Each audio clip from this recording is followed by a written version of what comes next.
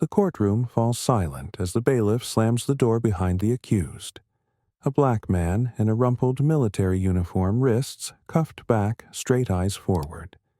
Not with defiance, but with a kind of haunted resilience, as if he's fought bigger battles than this sterile chamber lined with wood and whispers. Judge Ronald Whitmore, a man of cold eyes and old money, adjusts his robes with the kind of theatrical disdain reserved for men who believe their authority is God-given and unquestionable, his lips curling in a barely disguised sneer as he scans the paperwork in front of him, then slowly raises his head and fixes his gaze on the soldier, his voice soaked in sarcasm as he says, "And what do we have here? A war hero turned vagrant." How poetic, and the spectators in the gallery shift uncomfortably. Some of them smirking, others too cowardly to meet the defendant's gaze, which remains steady, unblinking, trained not on the judge but on some distant memory that seems to grip him tighter than these cuffs ever could.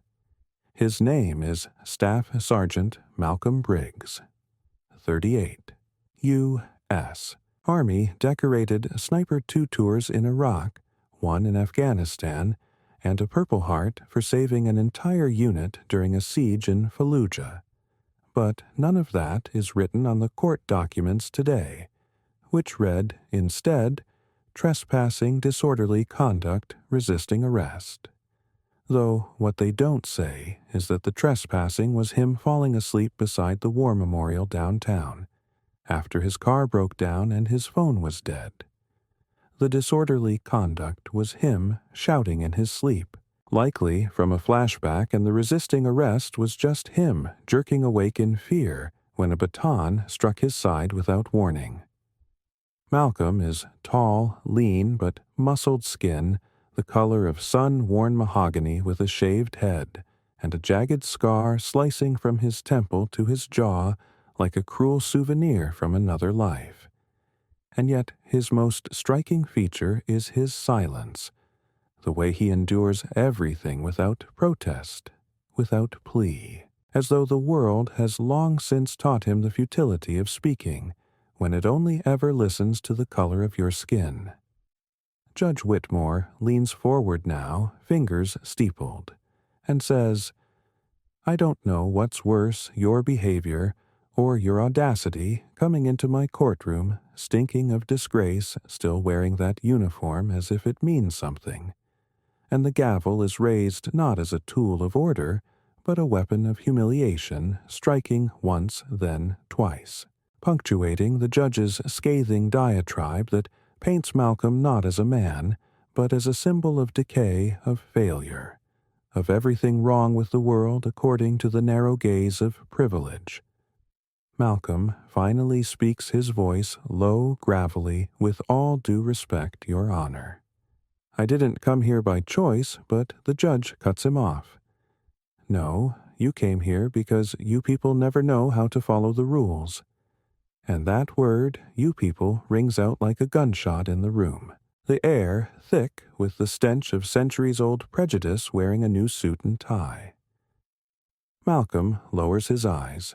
Then, not in shame, but to protect himself from the volcanic rage simmering beneath his calm, because he knows what happens when a black man raises his voice in a white man's courtroom, even when that black man has spent his life defending the very Constitution that now stands indifferent in front of him. Across the room, the prosecutor smirks, arms folded, whispering to the clerk, bet he plays the veteran card next. And that's when the back doors open again. No knock, no announcement, just a presence so commanding that everyone instinctively turns, and in steps a tall, broad-shouldered black man in full-dress uniform, 4 stars on his shoulders, medals gleaming like a constellation of valor. His stride, crisp face unreadable, but his eyes, those eyes burn with focused fury, and the moment he enters even Judge Whitmore falters, his hand freezing mid-air. The courtroom gasps as a hush falls like a curtain, and someone whispers, "Is that General Lloyd Austin?" And yes, it is the Secretary of Defense himself, and he walks directly to the defense table, nods once at Malcolm with a look that says, "I see you, soldier," before turning to the judge and saying in a voice that could command armies and silence doubters, "I will be representing Sergeant Briggs today," and the entire room goes still. Like history itself has just walked in, wearing stars and authority, while the judge stammers, I wasn't informed," and Austin cuts in smoothly. Because justice doesn't need to make an appointment, then steps forward, placing a thick folder on the desk. Documents, testimonies, commendations, video footage. All of it damning not of Malcolm, but of a system designed to break men like him while pretending to serve them. The general continues, "Sergeant Briggs has served this country with distinction, but when he came home he was greeted not with gratitude, but suspicion. Not with support, but silence. And now he's been dragged into court for the crime of surviving a war. This nation begged him to fight, and every word is a hammer blow to the judge's pride, his authority shrinking with each syllable." Malcolm finally lifts his eyes, not with vengeance, but with the dignity of a man who never asked for pity, only fairness, and the gallery, once whispering, is now dead silent, as General Austin turns to them and says, "This is what happens when we let fear and bias shape our institutions. A man who fought for your freedom is shackled like a criminal because someone decided his presence made them uncomfortable." And then he looks back at the judge and delivers the final strike. "Your Honor, if you proceed with this charade, know that it won't be just Sergeant Briggs on trial. It'll be your courtroom, your integrity, and your conscience if any remains." And Whitmore, flushed and trembling, finally sets down his gavel, mumbling "case dismissed" before quickly retreating into his chambers, his robe flapping like a defeated flag. Outside, the courthouse reporters swarm, lights flash, and someone shouts a question. "General Austin, why come here personally?" And the general pauses, then looks at Malcolm and says, "Because no soldier should ever be left behind, not on the battlefield, not in a courtroom." And the crowd erupts in stunned silence, some cheering, others crying as Malcolm stands beside the man who reminded the nation what honor looks like. As they walk away together, shoulder to shoulder, the sky seems a little brighter, as if history itself exhaled, and somewhere deep in the heart of the city, a war memorial gleams in the afternoon light, finally bearing witness to a new kind of justice. Not written in stone, but in courage and truth, in the unyielding dignity of a man the world tried to forget and failed. But the headlines the next morning weren't what Malcolm expected, because justice, though served in a single courtroom, still had to stand trial in the court of public opinion. Newspapers across the country bore variations of the same bold headline. General Austin shocks, courtroom defends. Black war hero against racist judge. And beneath it, photos of Malcolm still in handcuffs, still wearing that worn army jacket, but now with a calm, dignified gaze that pierced through the ink, through the screen, through the lie that his life didn't matter unless wrapped in silence or submission. In the days that followed, his name flooded social media, not as a trending outrage to be consumed and forgotten, but as a battle cry. Stand with Briggs, as veterans, activists, and ordinary citizens rallied behind a man who had never asked for attention. Only fairness, and yet what stirred the deepest emotions wasn't the spectacle of a general appearing in court, but the quiet footage leaked from the courthouse security cam. Malcolm helping a nervous court officer who dropped her papers in the hallway, lifting them one by one, careful not to bend the corners, his hands still cuffed, still bruised, still gentle because what the world saw in that clip was something most people couldn't explain, but everyone could feel the irrefutable humanity of a man who had been dehumanized over and over, and still chose kindness over vengeance.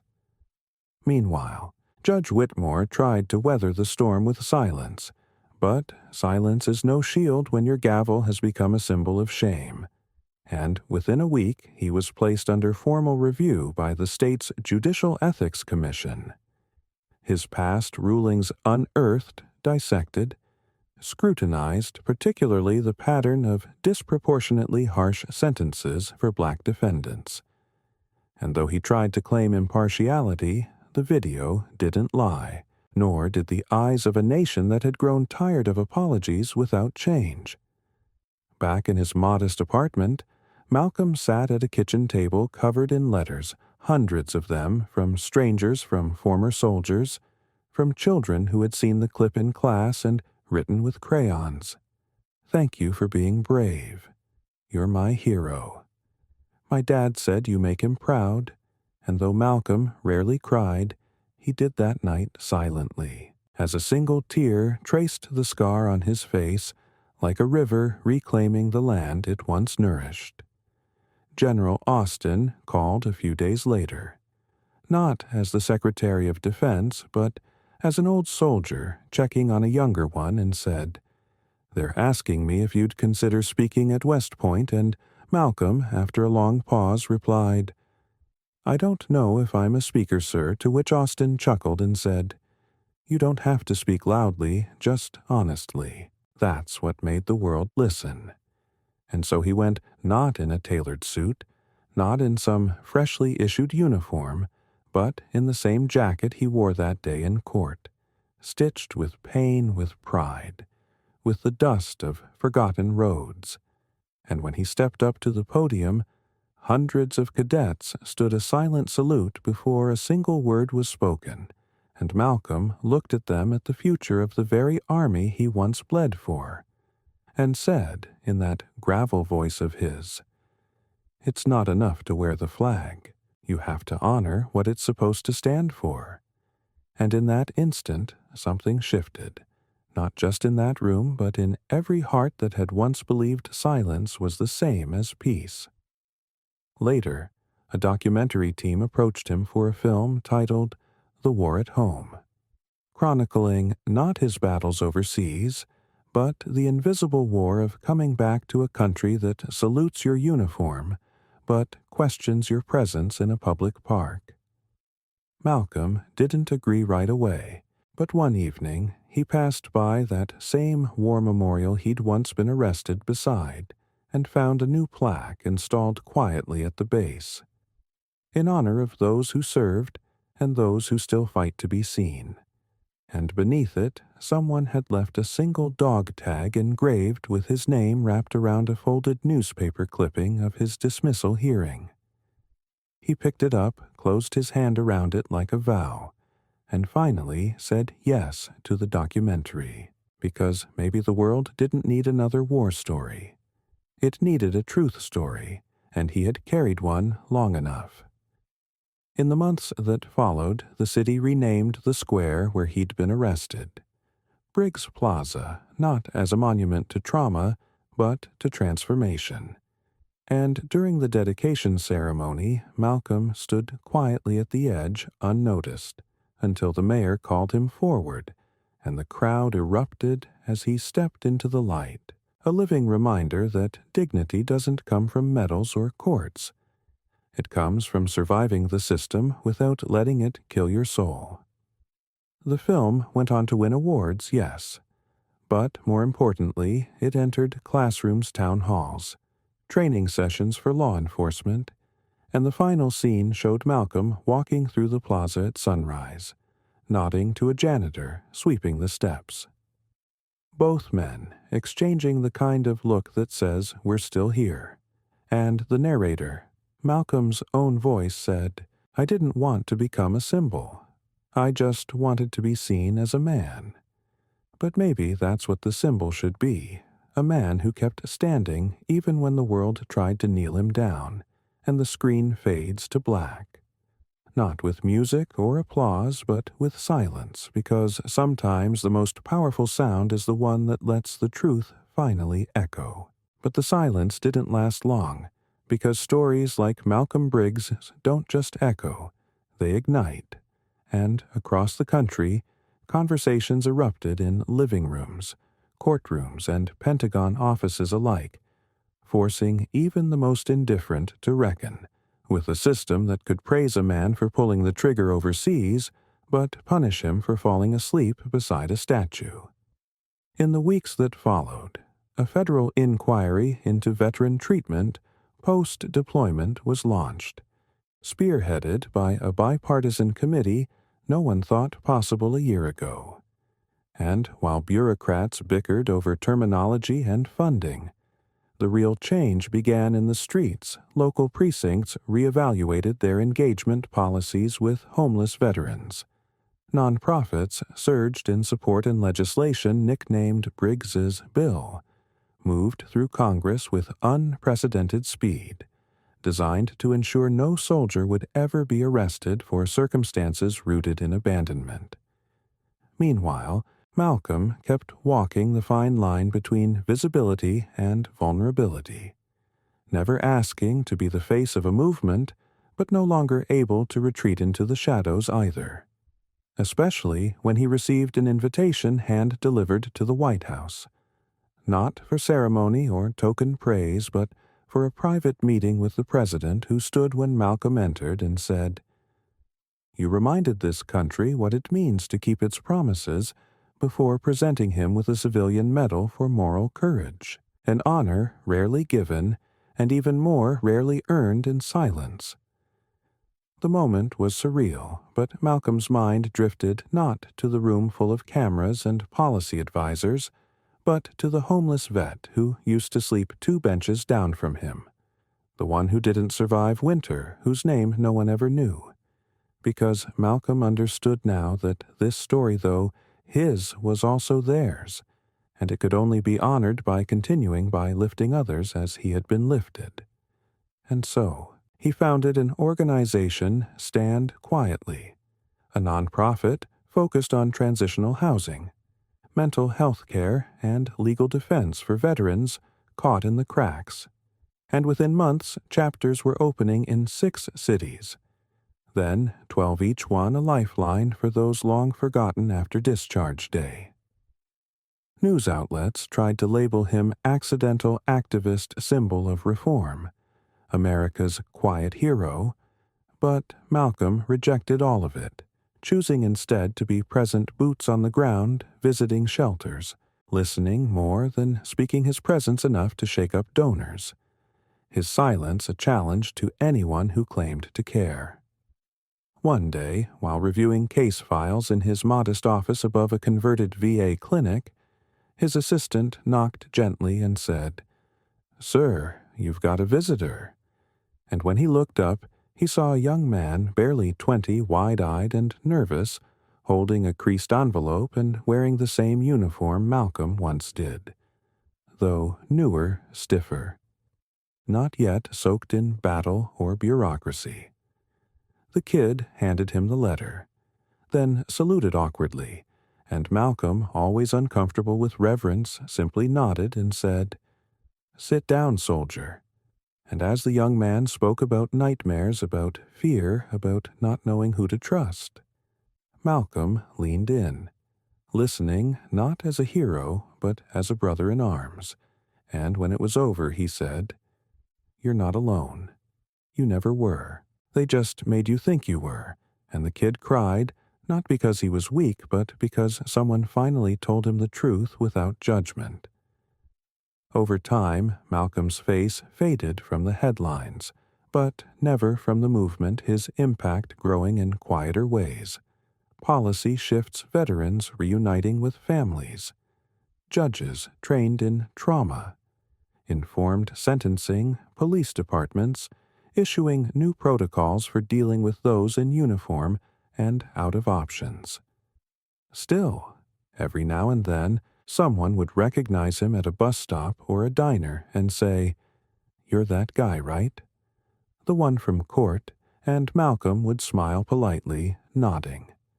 Then return to his coffee because he knew now that legacy wasn't in the moment of triumph, but in the choice to keep showing up after it.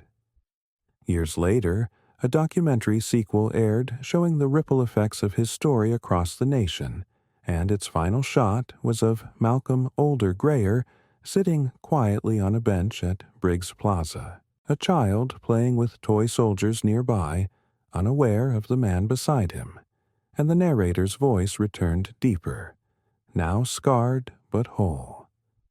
Maybe the point was never to win a fight, but to make sure the next one didn't need to be fought at all. And then the screen faded, not into silence this time, but into soft piano music, rising like dawn, full of hope, full of weight, full of the quiet power of a man who never asked to be a symbol, but became something greater proof that the system could be bent, broken, and rebuilt.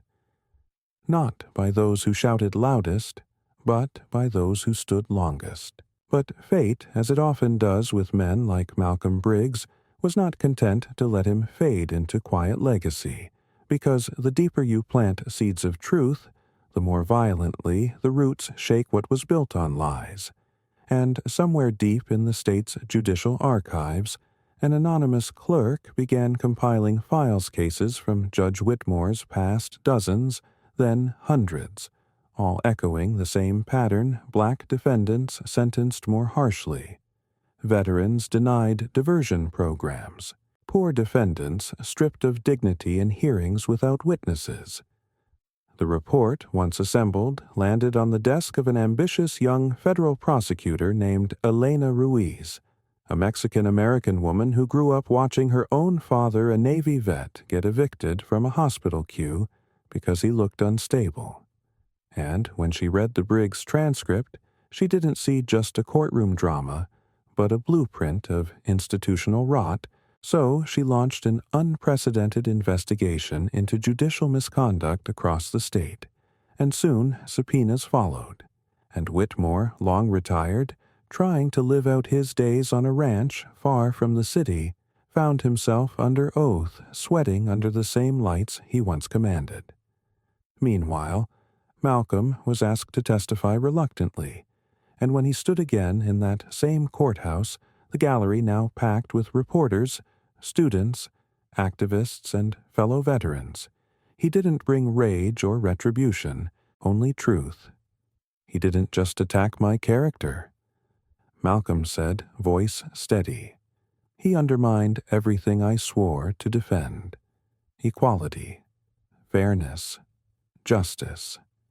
And the worst part, he thought no one would notice, because men like me don't matter in rooms like this, until we do, and in that moment the room didn't just hear a statement, it witnessed a reckoning.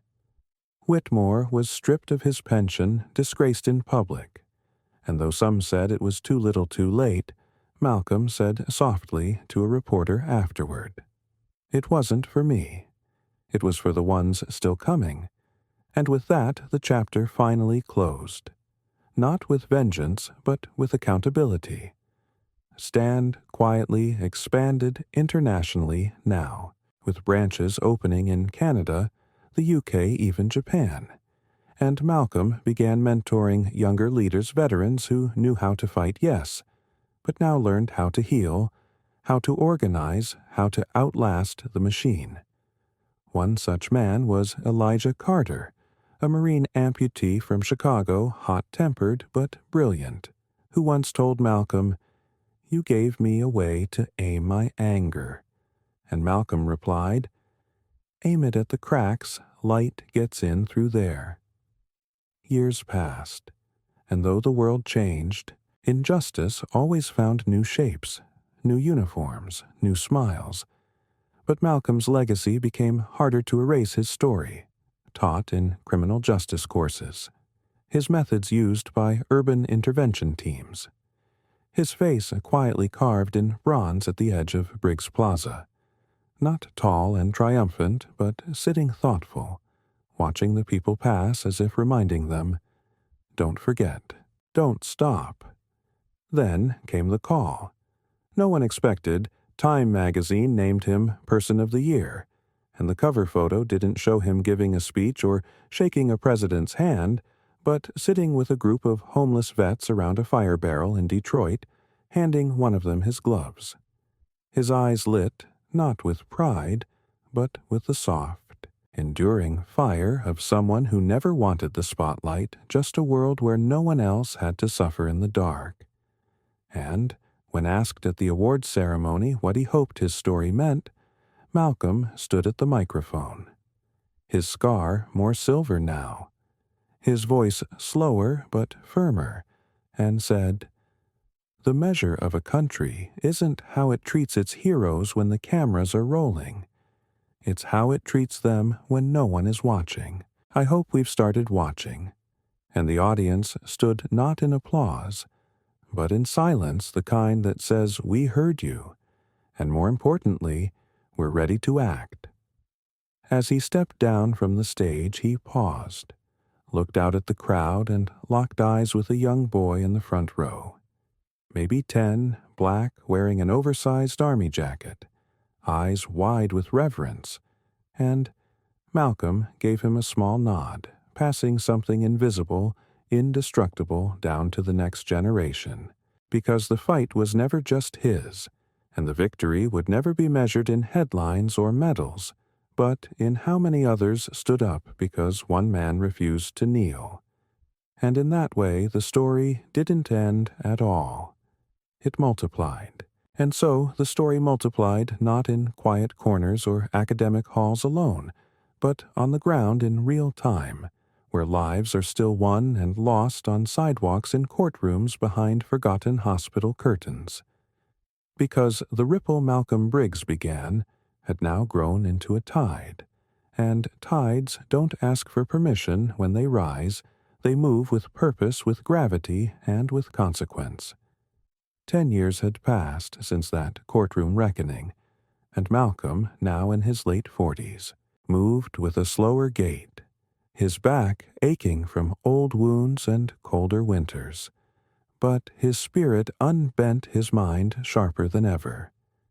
He no longer led marches or made statements, but his influence remained etched into policy, echoed in training programs for judges, embedded in new mental health units deployed with first responders. A new federal mandate. The Briggs Standard required all law enforcement academies to complete racial bias deconstruction modules before certification, and it was Malcolm's voice narrating the introduction video, calm and unflinching. Before you judge a man's reaction, ask yourself what battles he fought just to wake up that day. One day, while reviewing funding proposals in his small D.C. office lined with medals he never hung, a knock came at the door. A woman entered, tall, mid-30s, skin the shade of burnt cinnamon, dressed sharply in a tailored navy suit. Her name was Captain Daria Owens, a JAG officer from Texas, and she carried a case file under her arm and fire in her eyes. "Sir," she said, "we need your help." And as she laid the folder before him, Malcolm felt that old tension rise like the seconds before a sniper's trigger breaks the silence. Inside, the file were reports, sealed, testimonies, redacted memos. A young black airman wrongfully discharged, publicly humiliated, after reporting racial slurs in his unit, the base denying everything, burying the paper trail, branding him unstable. In his records to kill his credibility. Malcolm ran his fingers across the pages, absorbing the familiar script of institutional betrayal, then looked up and said simply, "When do we leave?" They flew to the base the next morning. Andrews Air Force Base, where politics, power, and pride interlocked like teeth. Malcolm wasn't there to rage, but to observe, and when he finally met the airman, Private Jalen Moore. 22 slim, quiet eyes, dulled by shame, but still flickering with something like hope. He sat beside him on a bench and said, "Don't defend yourself. Speak your truth. I'll make sure it echoes," and it did. The hearing was brutal, filled with deflections, colonels in denial, HR reps sweating behind protocol. But when Malcolm took the stand as an expert witness, he didn't cite law books. He cited lived experience. And as he described the patterns of suppression, the subtle punishments, the way silence is weaponized in uniform, the room shifted, even the stone-faced panel beginning to lean in, to hear not just Jaylin's voice but every silenced voice that came before. The verdict came days later. Jaylin's discharge was overturned, the commanding officer placed under review, and the base forced to implement sweeping reforms. Jaylin hugged Malcolm afterward, holding on longer than necessary, whispering, "I thought I was invisible," and Malcolm, his voice like gravel and steel, said, "You were, but now you're the spotlight." Afterward, Malcolm declined all interviews, but the story went viral again. Not because of the win, but because of what Jaylin said in a live stream hours later. "He didn't come to speak for me. He came to make room for me to speak. That's the difference. That's what leadership looks like." The clip was shared millions of times. Schools used it. Congress cited it. But Malcolm, true to form, went home to a quiet apartment, fed the cat he adopted from a shelter, and sat by the window reading a book of Langston Hughes' poems, his worn army jacket draped over a chair like a memory never folded away. Then came another letter, this one handwritten, postmarked from Birmingham, Alabama, with no return address.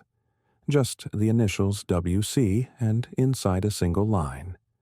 "I watched you bring down a system I spent my life pretending wasn't broken. You win. I'm tired."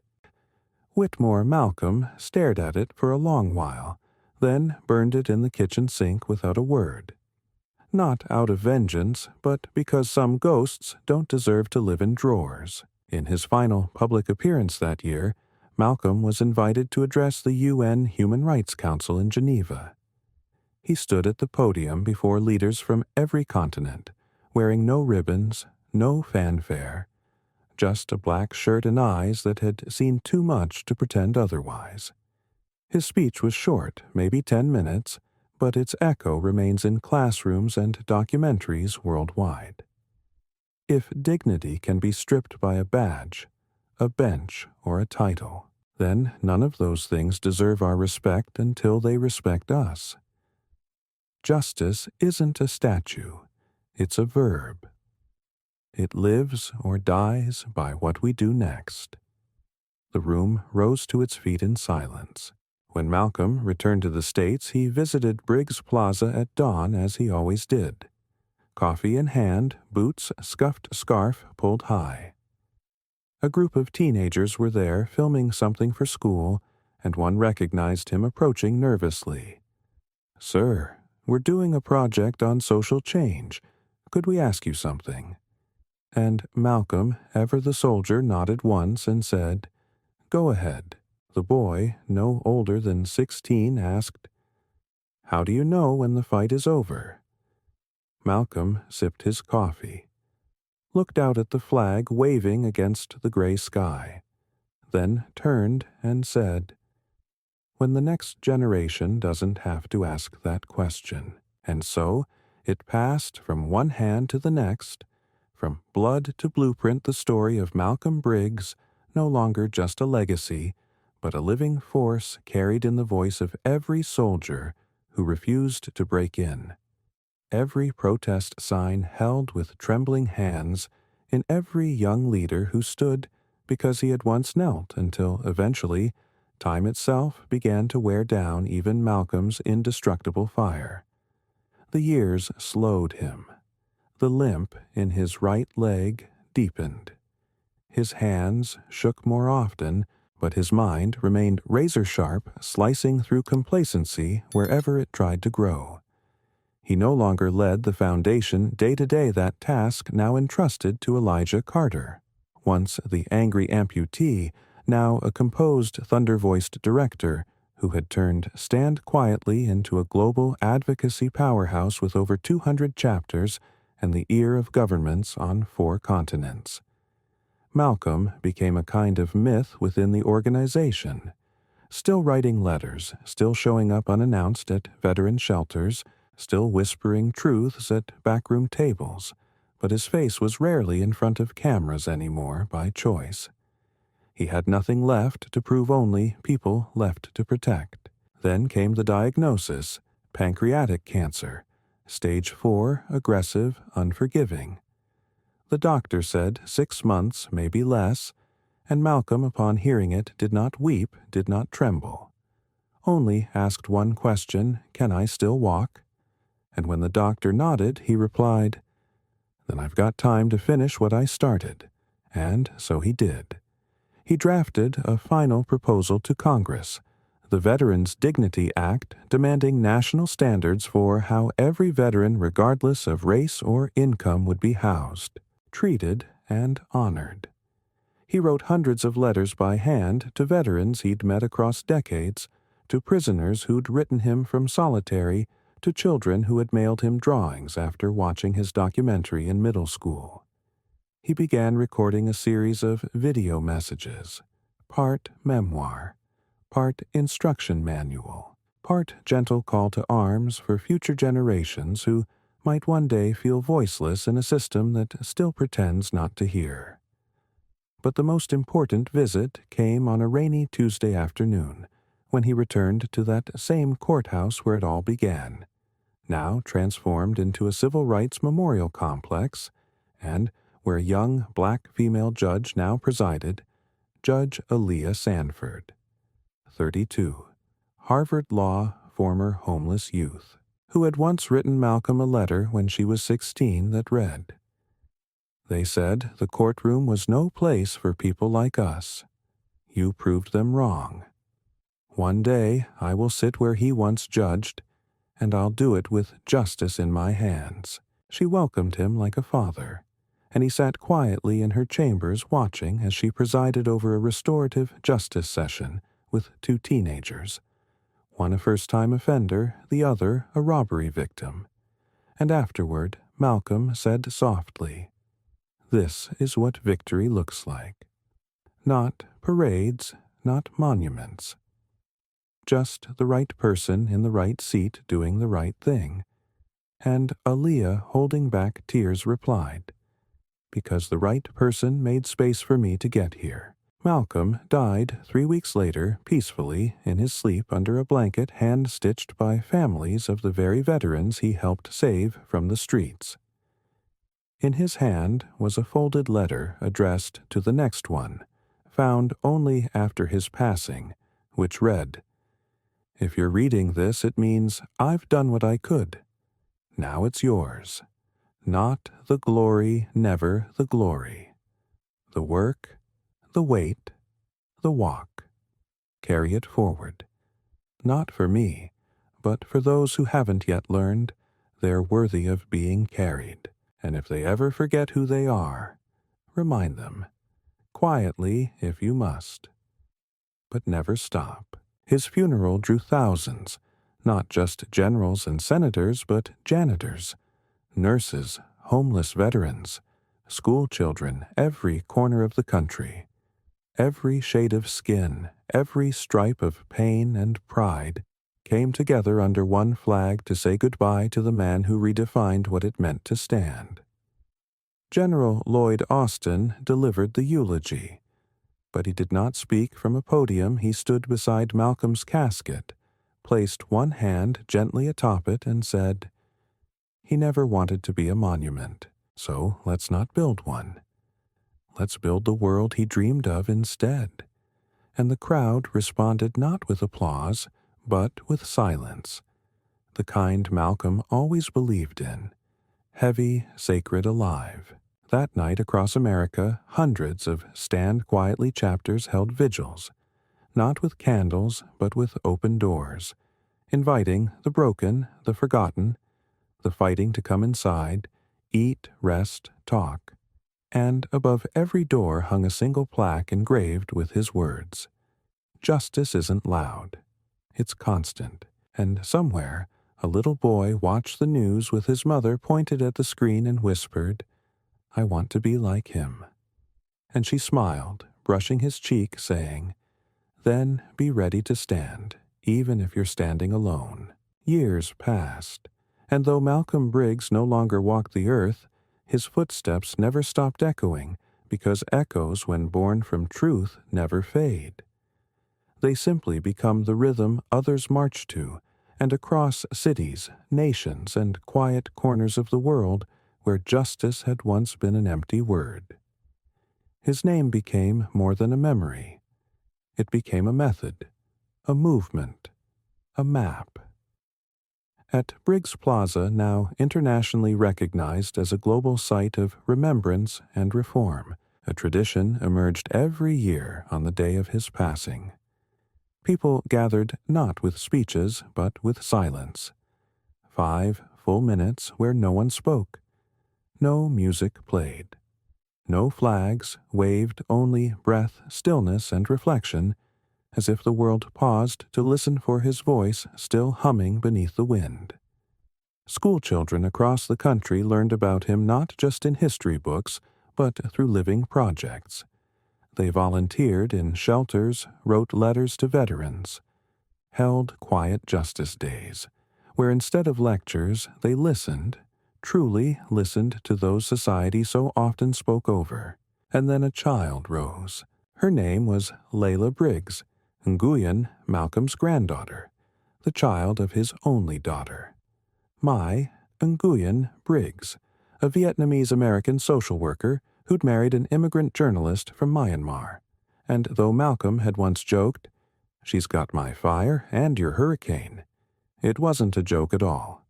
Layla, only 16, but already a state debate champion and youth activist, stood at the United Nations Youth Assembly a decade after her grandfather's final speech, wearing a simple gray sweater, hair tied back, her voice calm but commanding, as she said, "My grandfather taught me that silence isn't the absence of sound, it's the presence of listening. And today, I ask you not to listen to me, but to those whose voices you've ignored until now." And she stepped aside to let a Syrian refugee teen speak. Then a disabled Native American youth. Then a trans asylum seeker. All voices once drowned out by systems too loud to hear them. And in that moment, Malcolm's legacy stretched not just across years but across identities, borders, and generations, because what he had ignited wasn't just a movement for veterans or for black men. It was for all who had been dismissed, judged, overlooked, or erased. Back in D.C., the Briggs Center for Dignity and Justice was now the largest civilian-led oversight body for law enforcement and judicial practices in North America. With real power, budget control, disciplinary authority, and reform enforcement, and its headquarters a vast glass structure filled with natural light and open forums. Instead of courtrooms bore on its front wall a single engraved quote. They will remember not what you said, but what you stood for. It had become a place where whistleblowers were protected, where formerly incarcerated citizens helped write policies, and where trauma-informed justice was not a theory, but a law. In the private archives beneath the center, guarded but accessible to scholars, journalists, and advocates, lay the Briggs tapes, thousands of hours of Malcolm's private recordings, reflections, and letters organized meticulously by date and theme, each labeled with simple titles. The Day I Froze in Baghdad. What They Don't Tell You About Coming Home. How to Speak When You're Afraid. What Justice Feels Like. These tapes became sacred study material in universities from Oxford to Johannesburg, not because they were academic, but because they were honest, raw, bleeding truths that refused to let students sit comfortably in theory when lives were drowning in reality. One of those students, a young woman named Jamila from Algeria, later became the first African woman to lead the International Criminal Court, and when asked what shaped her pursuit of justice, she answered, "I heard the tape where Malcolm Briggs said, 'Justice doesn't come with a robe or a rank. It comes when a man with nothing left still chooses to do what's right.' And I decided then I would never become someone who watched injustice happen in silence."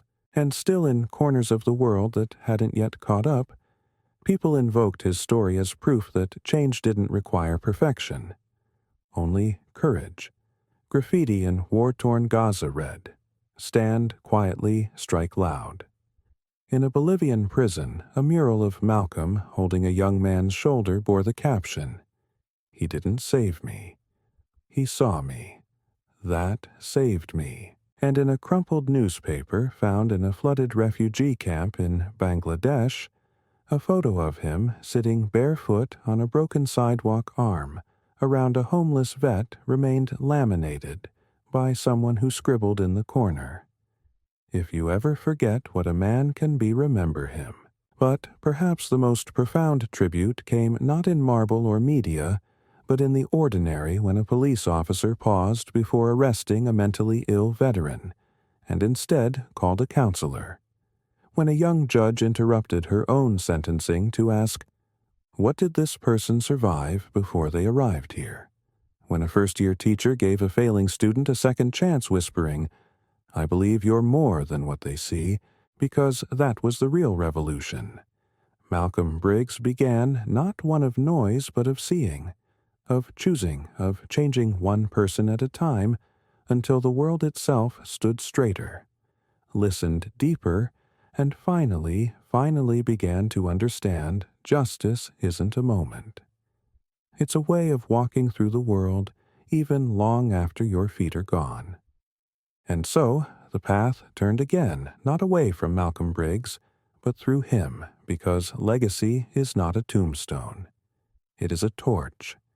And Lila Briggs, Nguyen, carried it with a quiet fire that burned not to destroy, but to illuminate.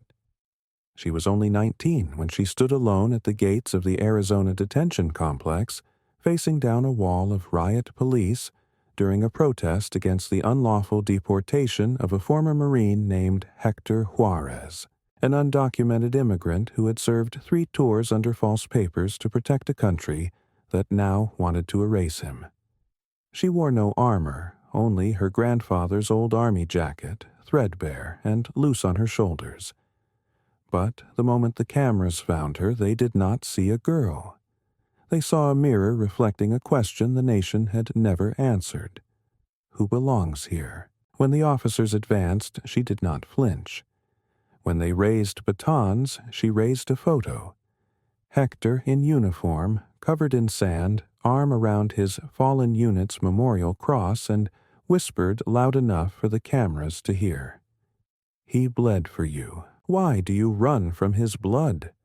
That footage exploded across networks and timelines, sparking international outrage, forcing emergency injunctions, and within 48 hours Hector was released pending full review his case, and 1,000 others like it now placed under a new congressional task force called the Briggs Immigrant Veterans Reconciliation Act, a name chosen not by politicians, but by the very people it sought to protect. Layla refused all interviews that week, not out of modesty, but out of focus. She spent her time with Hector's family, helping them navigate the legal minefield, organizing mental health care for his PTSD, and ensuring his daughter got into a local school without being flagged by ICE databases. When a reporter finally cornered her at a press conference and asked, "What drives you to take on so much risk?" she looked into the lens and said calmly, "My grandfather once said, 'The system can take your voice, but it can't take your choice.' And I choose not to wait for history to do what I can do now." From there, Layla's path carved through the arteries of power, she was invited to speak before NATO Youth Council's The Hague's Ethics Tribunal, and even addressed Silicon Valley CEOs on AI bias in legal tech, where she famously asked, "If your algorithms reflect the world as it is, then congratulations. You've automated injustice."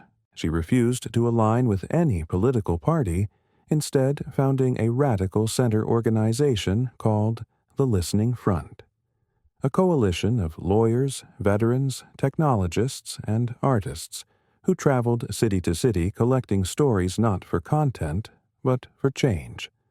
They called it quiet warfare, disrupting the machine not with violence, but with vulnerability, weaponized into strategy. In New Orleans, they shut down a corrupt court system using testimonies from single mothers who'd been jailed for unpaid parking tickets. In Montana, they exposed a private prison scheme profiting off indigenous land seizures. In Seattle, they helped rewrite protocols for mental health crisis response after the death of a homeless vet named Darius White, who died in handcuffs when what he needed was medication and a bed. But it was her return to Briggs Plaza that made headlines worldwide. Now 23, dressed in that same jacket, she walked alone into the plaza's annual silent vigil and did something no one expected. She broke the silence, standing atop the stone bench engraved with her grandfather's words. She spoke not of remembrance, but of reckoning, saying, "It's not enough to praise the dead while burying the living." My grandfather stood for the invisible, and now we're here in the millions. We see each other, so now you see us. The crowd, stunned at first, erupted not in noise but in synchronized motion. Every attendee raising a small mirror they'd been handed at the gates, reflecting the sun in thousands of beams across the plaza, across buildings, across sky. Because justice, when reflected by enough people, becomes blinding, and just like that, a new phase began. Not a sequel, not a revival, but an evolution. Colleges began offering Briggs fellowships for students working in fields of active justice law schools embedded. Stand quietly immersive simulations into first-year curricula. Judges were now evaluated not just on caseload efficiency, but on restorative impact. And the Listening Front had grown global with Layla, leading satellite operations in South Africa, Brazil, and the Philippines. Her voice now multilingual, her mission unchanged. One evening, returning home to D.C., she entered her apartment, turned on the lamp, and found a box waiting for her on the table. No name. Just a military-grade lock and a note that read, "He wanted you to have this when you were ready." She opened it with trembling fingers. Inside were things no one else had ever seen. Malcolm's final field journal from his second tour entries in the margins, like whispers to his future self. "Today I didn't shoot. I saw a child through the scope. I set the rifle down. That's the day I came home. There was an old cassette tape labeled 'Only If She Ever Doubts Herself.'" Layla found a player, pressed it in, hit play, and heard his voice. Worn, tired. Still steady. "Lila, if you're hearing this, then I'm not there to remind you. So let me say it now. You are not just my granddaughter. You are the voice I never had to fight, I never finished, and the future I dared to believe in. They will call you too much, too loud, too emotional. Be all of it, because you come from a line of people who refused to be erased. So don't fade. Not even a little. Not even when it hurts. Especially then." She sat in silence for a long time after that, eyes full spine straighter. And then she brushed her hair into a bun, grabbed her satchel, and left for the overnight bus to Chicago, where another protest waited. Another family needed her. Another crack in the system demanded pressure. Because, like her grandfather, Layla didn't believe in final chapters. She believed in the next fight. And so, the world tilted again, not in catastrophe but in quiet confrontation. Because when one woman armed with memory and fire begins to disrupt systems that have long operated in shadow, those systems don't crumble peacefully. They strike back. By the time Layla Briggs Nguyen stepped off the overnight bus in Chicago, her name was already on internal watch lists flagged by law enforcement task forces as a coordinated disruption threat whispered about in boardrooms, tracked by private surveillance firms whose only mission was to preserve status quo for the powerful. She had come to Chicago to defend the case of Amir Toussaint, a young Haitian-American warehouse worker falsely accused of arson after reporting unsafe labor practices at a shipping conglomerate with ties to a Fortune 500 CEO. But the deeper she and her team dug, the more corruption they uncovered offshore accounts. Falsified, OSHA reports, police collusion, media manipulation, and that's when the threats began. First, it was subtle. Anonymous emails, doxing of her staff, a break-in at the Listening Front's field office where nothing was stolen, but every file was turned upside down as if to say, "We're watching." Then, more overt, her mother received a package with a dead dove inside. A partner NGO in Atlanta had their building set on fire. And one morning, Layla herself was followed by 2 black SUVs as she left the courthouse. She didn't flinch. She doubled down. At a rally in Millennium Park, with thousands gathered under cold rain, she stepped onto the stage raincoat, dripping eyes fierce, and spoke into the mic. "Let me be clear. If you're coming for me, then you better come for the millions standing behind me. Because we're not afraid of your shadows. We were raised in them." And for the first time, she named names: CEOs, judges, private security firms, complicit politicians reading each one slowly as the crowd roared in disbelief, fear, then fury. Within hours, the footage had gone viral. The White House was forced to issue a statement. The Department of Labor launched an immediate review, and a secret coalition of whistleblowers began leaking documents to her organization from every corner of the country. But as the fire grew, so did the backlash. That same night, as she returned to her hotel, a brick crashed through the lobby window with a note attached. "This ends. Now, security tried to move her to a safe house. She refused.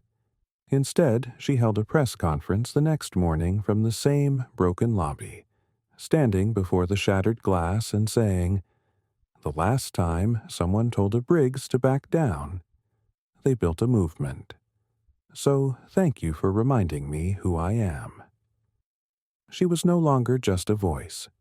Now, she was a threat, and threats to the powerful must be discredited. They tried to paint her as a fraud. Fabricated financial records were leaked, suggesting misused funds.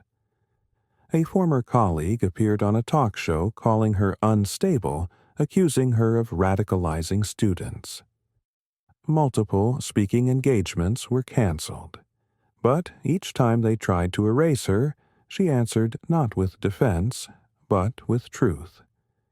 She published her full financial audits online. She opened internal meetings to the public, and in one searing viral video, she looked directly into the camera and said, "Smear me, lie about me. Jail me if you must. But if you think that will stop the truth, then you haven't learned a damn thing from my grandfather." And they hadn't. Because while Layla became their target, she also became their mirror exposing rot every time they tried to silence her. One by one, their tools lost power.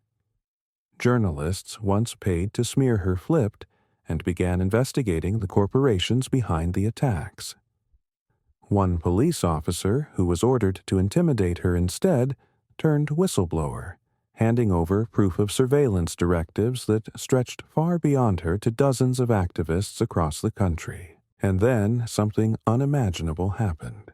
A leaked document labeled Project Obsidian revealed a multi-agency collaboration between law enforcement, private corporations, and political donors to monitor and neutralize activist threats. It was signed off by federal contractors, state governors, and even cabinet-level officials.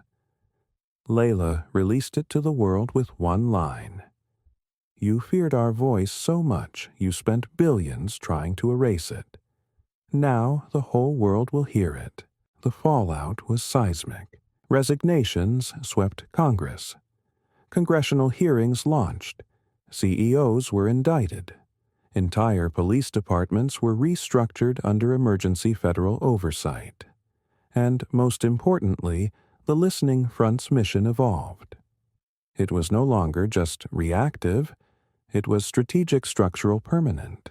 In Geneva, a new international tribunal was established, the Briggs Commission for Justice and Equity, tasked with investigating state-sponsored systemic suppression. Layla, now 26, was offered the chair. She declined. "I'm not here to run an institution." She said, "I'm here to make sure people never need one like this again." Instead, she returned to her roots. Boots on the ground, sitting in the back of courtrooms, standing with victims, walking the blocks, organizing the quiet building, the future. And on the 20th anniversary of Malcolm Briggs's death, Layla stood alone once more in Briggs Plaza, beneath the bronze statue of a man not in triumph, but in thought. She placed a single folded flag at his feet, looked up and whispered, "I'm still here."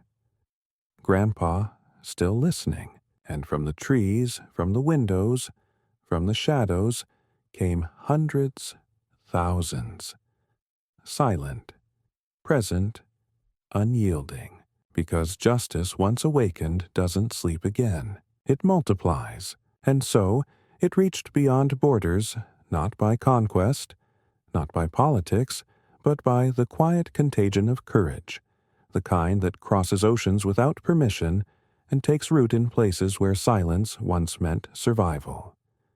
In Lagos, Nigeria, a 16-year-old girl named Amina Bako sat on a broken rooftop watching an illegal demolition crew reduce her school to rubble. A school built by community, funded by sweat, made sacred by girls like her who carried water at dawn just to have clean chalkboards. And as she held her cracked phone buffering through a rainstorm, the last image it loaded before cutting out was a clip of Layla Briggs Nguyen, standing in front of riot police in Chicago saying, "We were raised in the shadows. We're not afraid of yours." Amina didn't blink. She didn't cry. She stood. What happened next would rattle the continent. Amina took to the streets not with slogans or sponsors but with a spray can, and her school uniform still stained with dust. She wrote, "We see you on the wall of the governor's office," and within hours, the image spread across the city, projected onto buildings, stitched onto clothes, chanted by market women, whispered by street boys, echoed through the slums and the mansions alike. Her protest wasn't in volume. It was in vision. She mobilized her classmates, survivors of child labor, unemployed youth, and exiled teachers into a movement called Project Light, named not for brightness but for the Briggs quote she carved into her first flyer. "Justice is what we do in the dark when no one believes us." And across the sea, Layla Briggs saw it. Her team flagged the footage, hundreds of kids holding mirrors in the Lagos heat, facing down military trucks not with stones, but with reflective boards that blinded cameras and scattered surveillance drones. It was a tactical echo of Layla's mirror protest years before, now reimagined, reborn. Layla watched in silence, tears drying before they could fall, then whispered to herself, "It's happening." 2 weeks later, Amina was arrested, dragged into a black van, disappeared for 3 days. No charges, no rights. But by then, it was too late. The world had already seen her. UN delegates invoked her name. Nigerian artists painted her face on abandoned oil drums. Hackers took down ministry websites and replaced them with her image staring dead into the lens with the caption, "A child who refused to be invisible." When Amina was finally released, barefoot and bruised, she walked into a press crowd waiting at her aunt's door, stood still for 1 full minute of silence, then said in flawless, unshaken English, "They thought my fear would feed them, but I gave it to the others. Now we're full." The story exploded. Amina was offered sanctuary abroad. Harvard, Oxford, the UN Youth Council. She refused them all. "I wasn't built to be a symbol from afar. I was built to stay, to stand, to finish." And she did. Within a year, she helped file class action lawsuits against corrupt real estate developers, launched a solar-powered community school named the Briggs Center West Africa, and became the youngest ever recipient of the Malcolm Briggs Human Dignity Prize presented by Layla herself, who traveled to Lagos not with a media crew, but alone, quietly entering the center, barefoot, placing her grandfather's original journal into Amina's hands. The two sat on the roof where the old school once stood beneath tin sheets now covered in protest art. And Layla turned to her and said, "You didn't follow us. You surpassed us." Amina shook her head. "No, we became you." And there it was again, the legacy Malcolm never asked for, but always carried now in the breath of a girl, a world away, who had never met him, never heard him speak, but still knew his truth better than most leaders ever would. It continued in São Paulo, in Ramallah, in Manila, in Appalachia.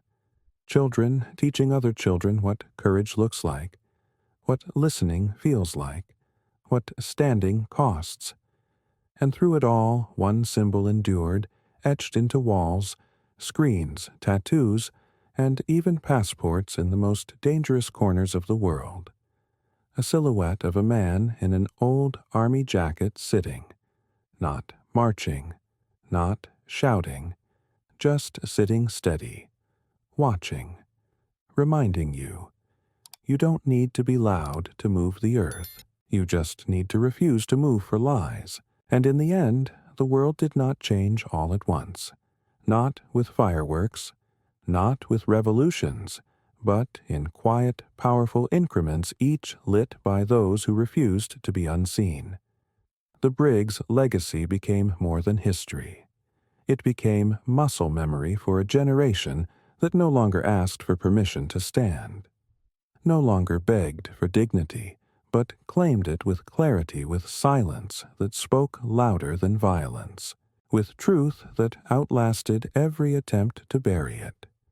Amina stood in Lagos beneath the sunrise, Layla in D.C., beneath her grandfather's statue, and millions more in alleyways, schools, refugee camps, courtrooms, and streets across the globe, each carrying a piece of the fire not to burn but to guide.